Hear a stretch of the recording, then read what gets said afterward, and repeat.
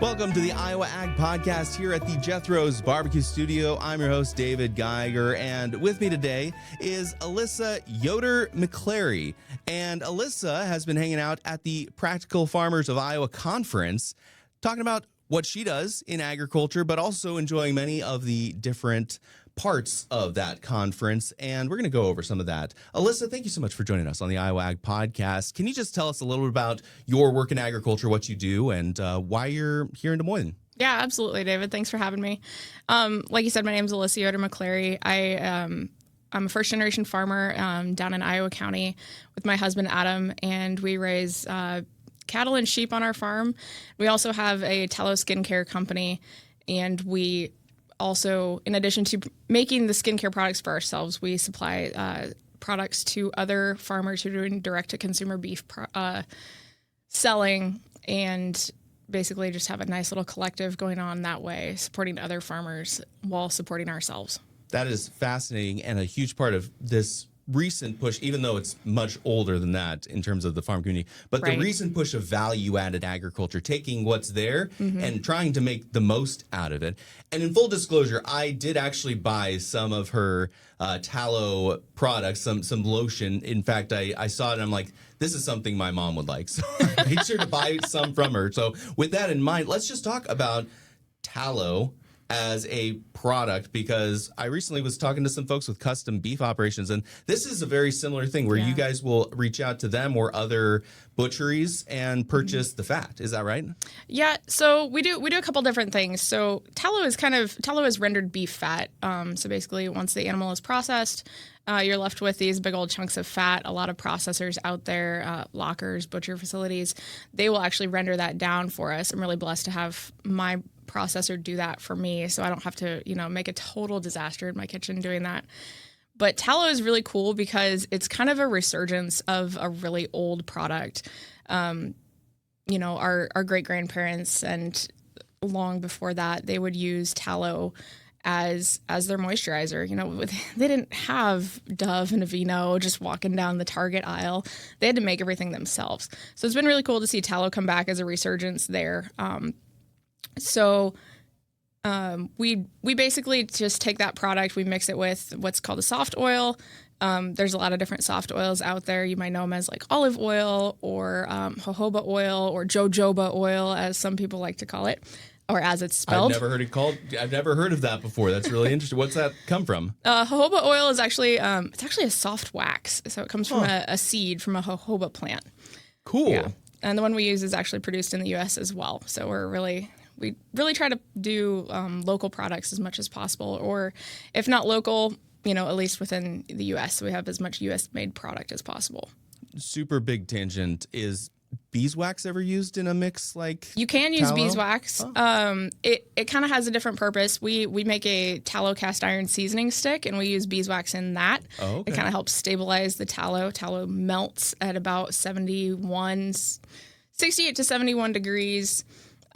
Is kind of the melt point for tallow. So if it's sitting on your kitchen counter, it'll be nice and soft. It won't be liquefied, but it'll start to be gooey. Mm-hmm. So we want to kind of stabilize that a little bit better. And when we want to do that, we add beeswax to it. Interesting. How did you get into this?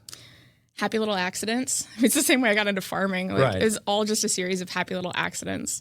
About 8 years ago, I started raising bottle calves. When a neighbor called me up, I was relief milking for him, and he said, "Hey, I got a couple calves that I don't want to deal with. Will you take them off my hands?" 2 immediately turned into 5, and I raised that first batch, and it's just kind of snowballed from there. And I ran the numbers. I'm a first-generation farmer, right? So we got to run the numbers. We got to know that we're making money. Otherwise, we can't do it. It's just a hobby. Yeah, it's just a hobby, and there's really no way. And it's very expensive to do. So ran the numbers, and we were like, okay, well, the only way that I can actually keep doing this, and I love doing this, is to sell parts and pieces direct to consumer. So selling, a ribeye here, a T-bone there, some beef jerky here. And what ended up happening from that was that I was left with all of this beef fat. Like, I have multiple 5-gallon buckets sitting in my freezer, and I'm like, what am I going to do with this stuff? Yeah. So, I watch trends and stuff on Instagram and TikTok. I don't have a TikTok, but it can't help but, eke into your life. Right. So I mean, if it's not going in through the app itself, you're seeing it on the other apps where on people will copy Facebook and paste or it, Instagram, where they're, resharing and stuff. And I started seeing Tallow skincare pop up. I'm an entrepreneur. I was like, well, if they can do it, why can't I? So I started doing a lot of research and stuff, kind of collaborated with another farmer, to be Lily Beringer out of Cascade, Beringer Family Farms. And we started collaborating, and we really wanted to make a product using this waste product, because tallow was essentially considered a waste product until, you had the whole anti-seed oils gang come in. Tallow was a waste product. It was just thrown away, not doing anything with it. So when we try to employ the nose to tail process of using as much of the animal as we can, not just the hamburger, not just the steak, not just, the hide for a rug or something like that, but using the fat as well, we're taking a waste product, and we are able, within my operation, we're able to double the value of that beef carcass. Wow. That's the first thing I think about is, why is it considered a waste product? Clearly, if this has been something that's used for a while, you've seen it in trends. Sure. Why is there not, or maybe there is, but it's just not as widely used? Why is there not like a more, commercialized product when it comes to that? I think there are some more commercialized tallow products out there. We're kind of coming off a long trend of like where we like convenience, right? Convenience has kind of been king for the last several hundred years.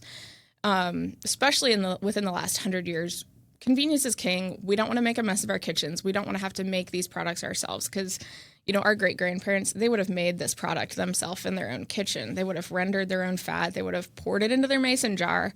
And when they needed, something for their cracked hands, they were going to that mason jar in the kitchen. Now, we want something that's quick and easy. We want something that doesn't cause a mess and stuff. So that's kind of where the consumer is at, which is totally okay. There's nothing wrong with that. Yeah. But there's a push now. There's trends that are, the consumer is looking for something that's more natural, more holistic, for lack of a better word. And we're able to respond to that by providing this product. So basically, as farmers, we don't have a product unless the consumer wants to buy the product that we have. And if they want to buy a different product than what we have, and we're able to modify our operation to give them that, we're bad businessmen not to do that. I can think of a couple reasons why a farmer wouldn't want to involve in this business, because I've already seen you have a product that you are trying to sell, and you at the conference, you are sitting there with, options for people to walk by and buy it. So it's not something you can just trade. And you give the co-op some money, you give the co-op some grain, they give you some money, right? It's not just there's a few extra steps. There's several steps, exactly. Requires more labor, requires more effort. Yeah. Is there a reason why farmers shouldn't try to find more value-added agriculture opportunities? Is there a reason why you shouldn't? I guess capacity would be the only reason that I could think of. As humans, farmers are humans too, right? Mm-hmm. We're only capable of so much, So I think finding those partnerships like we've been able to do here with, making the tallow just for ourselves, but also making it for other farmers. The reason that I make for other farmers is they don't have the time, or they don't have the space, or they maybe don't have the know-how. And because they already don't have the time, they don't have the time to learn how to do something. So finding partnerships like that where you are able to add value, but maybe don't necessarily have to do the work is a really great opportunity. Maybe another way to phrase that question in terms to get to, I guess, the heart of what I'm interested in learning is, why are more farmers not trying to do more when it comes to this at a smaller scale? Is it really financially feasible? Because you hear so many stories of farmers essentially having to have a full-time job alongside farming to make the farming work. Absolutely. Is it just, as you said, not enough energy? What would allow a farmer to be first generation and actually make money doing the work that they want to do? It really takes a lot of scrappiness, just looking for every avenue that you can possibly find. For us, the Tallow was one of those, but we also run a wedding venue on our property. We also we're selling, we raise sheep as well. We're selling those in a different market. We're not direct marketing that meat. One of the biggest issues when you get into basically retail farming, right? So essentially we're raising a product for retail. Unless you have a really solid retail partnership with like a local either store, restaurant, butchery, whatever that might be, it's kind of on you to find an outlet for that retail product. In my case, I don't have an on-farm store. So finding those outlets for me is doing vendor shows. Well, that takes a lot of time. It's time away from the farm. It's expense. There's a lot of expense to that. For others, a couple of my wholesale customers, they have on-farm stores. Actually, all of them do. So they've built a retail market around their operation that works with their operation, and they already had an outlet for the Tallow products. So it's kind of a no-brainer for them to be like, oh, yeah, we're going to add this product. We don't have time to make it. We're going to hire somebody to make it, but we're still going to sell it on our shelves. It's got our label on it and everything. Holdbacks, though, like it is really tough. There's a lot of hoops you've got to jump through to become basically a meat dealer in Iowa. We've got to deal with licensing. We've got to deal with warehousing. We have to have our meat processed in certain ways. So basically, and all of those cost money. Like there's a lot of money. Here's too. another license that you need to have. Here's another license that you need to have. Oh, by the way, you have this license, but now we just added another one. And they've done a lot through iDolls to kind of help us out in as far as the licensing goes and the costs of licensing since COVID. They have done a lot to kind of alleviate that. There are still a lot of hoops to jump through. Yeah, they've had a really big local push at iDolls, the Iowa Department of Agriculture. Yep. Including the Choose Iowa initiative that they have. Mm-hmm. Have you felt you've gotten support from more than just your community? I think yes and no. It depends. It kind of depends on the day and depends on where you're at. There's those who think that we're not regulated enough, and then there's those who think that we're regulated too much. And it really just depends on the consumer that you're dealing with that day. Basically, we're all out here just trying to do the best job that we can with what we've got to, grow better food, make a difference in Iowa agriculture, and also like serve the larger community. Farmers are less than 1% of the population in the country. And yet somehow our consumer base is 99% of the population, which is crazy to think about, right? That's insane. Yeah, that's part of the reason why we talk like this on this podcast. Is how do we communicate this? That's a huge barrier, and knowing how to communicate with our consumers, tell them, here's why our products cost what they do, and here's why you can trust us.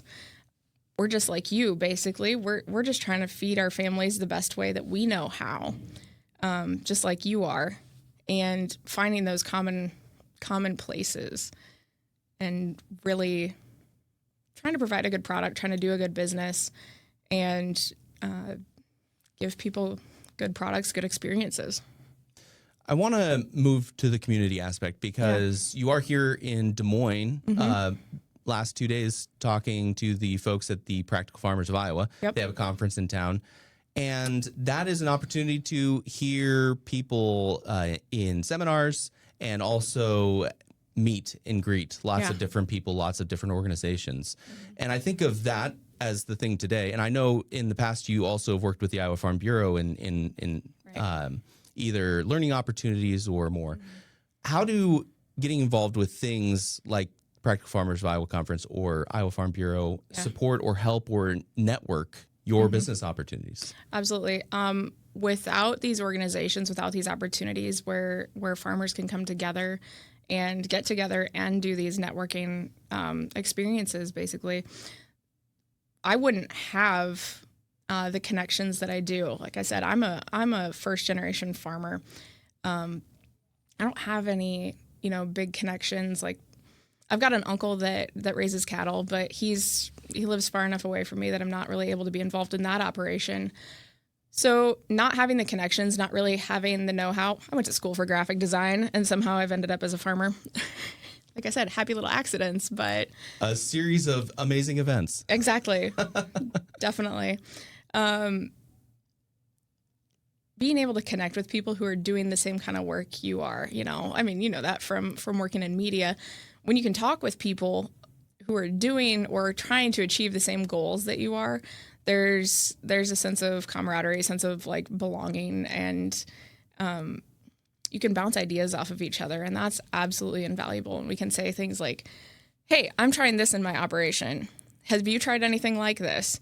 What were the, pitfalls? What were the successes?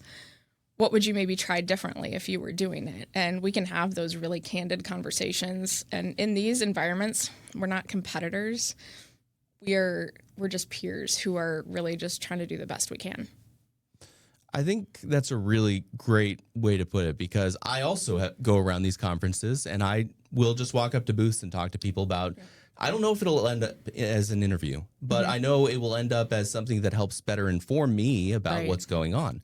And that's really needed in the business spirit as well. You can't just have a fixed set of thinking when it comes to a market that's already in some cases oversaturated, talking specifically about like beef operations and many of that type of thing. That's really cool to me that you're looking at it with that open-mindedness. How has that affected this? Open-mindedness? Honestly, the worst thing we can say in farming is, well, this is the way we've always done it. As a first-gen farmer, I don't come in with a lens that says, oh, well, this is the way my grandpa did it, or this is the way my dad did it, so now this is the way that I have to do it. I have a little more freedom in that regard, and I can say, well, why?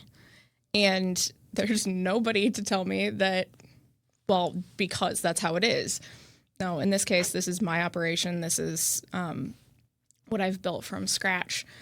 And not having to deal with, that overhanging, well, this is the way we've always done it, so this is the way we always have to do it. There's a lot more freedom, a lot more opportunity, I think, in that respect. Like, keeping an open mind is really important. Failure is not final, and it's not fatal either. When we fail, we learn new ways to do things. Innovation is basically a child of failure. And I think, we've seen a lot of, we'll use the term lightly, but failures in Iowa ag. There's things that we can grow in. There's things that we can do better. Are we really doing a bad job? I don't think so. We're the breadbasket of the country. We have the best ground in the United States, and we have a lot of really great opportunities. We lead the nation in water quality initiatives. I mean, I'm surrounded by farmers who are so passionate about doing good things for the environment. We talk a lot about sustainability. We're able to think about those things in new ways because we are open-minded, not because we're closed-minded. When you look at your business, which is extremely difficult, huge props to you for being a first-generation farmer. Congratulations. But it is really, really hard. And we know that not just from opinion. We know that based off of data from USDA and many other ways. It's very difficult to do. What do you feel like you need? What is something that is not provided or not allowed or not, and this could be cultural, not talking legal even. What do you need as a first generation farmer that you feel the U.S. doesn't really provide easily? Sure. I think one of the biggest hurdles for most of us that are in like direct to consumer meat production right now, cost, right? Cost is really expensive. I think it's expensive to go to the grocery store too, but I also know what it costs to raise beef. I know all of the costs that go into that. And when I run my numbers, You got to do your accounting. You got to keep your books. You got to know what your costs and expenses are. Honestly, like it kind of boggles my mind that everybody's really upset about the price of beef. But we're, even at that, for me to provide direct-to-consumer meat it's costly. It actually costs me something. There's a lot of costs that are hidden that you don't see that I end up as an investment that I eat. I eat a lot of shipping costs. I eat a lot of processing cost. I'm able to recoup, because I've started this Tallow skincare business, I'm able to recoup some costs, but it's really, selling direct-to-consumer meat is not necessarily a money-making adventure at this point. So I think societally I'd like to see a little more change in just expecting, like, if we want good quality food, we should expect to pay for it. If I want a good quality lawyer, I'm going to expect to pay through the nose. If I want good quality graphic design work, I'm not hiring somebody who's, oh yeah, I'm a graphic designer and I play with Canva on my phone. I'm going to go and hire somebody who's trained as a graphic designer. It's going to cost more. If I, want a certain level of medical care, there's good doctors and there's bad doctors. The good ones cost more. We forget C's earned degrees works for doctors and lawyers just as it does for the rest of us. Right? I had A's, David. I had A's. But you pay for what you get, and you get what you pay for. So if you want cheap food, you really shouldn't shouldn't be surprised that it's not as high quality. Quality costs money. If you want quality, I'd really love to see there be a shift that is okay, a shift in the general public that is okay with paying a little more. What that looks like, I don't know. I think it looks like a lot of consumer conversation, and I've sat on consumer panels where I've had the opportunity to listen to what consumers are thinking, and there are people that are willing to pay more for their food. They're just more of a minority. So I think that's something that I'd like to see. On the flip side, Alyssa, what would you say you're just thankful for? Whether it's Iowa, your local community, what are you thankful for in terms of a small business that you really feel is underappreciated, maybe in media or in overall representation, as farmers are indeed a minority within the U.S.? Yeah, I'm honestly just really grateful to even have the opportunity to do this. I love farming. I love being able to go out and take care of my livestock. I've got a few pet sheep. I know they say you're not supposed to do that in farming, but you end up having them anyways. We're human. We like connection, right? So, I just love the opportunity to be able to produce something that's beneficial and useful. When I was in school for graphic design, my favorite things to do was product design, but it was useful product design, not some crazy, oh, this is the wildest idea ever. I like utilitarian things. I like being able to raise good beef and sit down at the dinner table and grill myself up a nice ribeye, slice into that and go, man, I raised this. I know that I'm providing a good product to people. And just having the opportunity to network and work alongside really some of the hardest working Iowans out there is really great. Thank you for that. I think with the pet sheep specifically, they recommend that because they're worried those sheep will pull wool over your eyes. Mine have hair, so there's no wool getting pulled over my eyes. Alyssa, if folks were listening in, wanted to learn more about your business, some of the stuff you do, is there a way they can find out more about that? Yeah, absolutely. We're on Facebook under Canaan Farms. I'm on Instagram at alyssa.canaanfarms. And then we also have a website where you can buy tallow products. We're out of stock on beef right now, but we're restocking later this spring. But we've got all our tallow stuff up there. So that's thebestbeefever.com. thebestbeefever.com. Very cool. Alyssa Yoder-McClary is a farmer, first-generation farmer with Canaan Farms. Alyssa, thank you so much for joining us on the Iowa Ag Podcast. Thanks for having me, David. It's been a pleasure. And here at the Jethro's Barbecue Studio, I am David Geiger, your host here for the Iowa Ag Podcast. Feel free to check out some of my other work that I have in the podcast space, which would be Farm Your Daily. You can check that out at fieldforwardmedia.com, and you can also check out my social media at Geiger Reports. Feel free to do that, and thanks for joining. We'll see you again next week.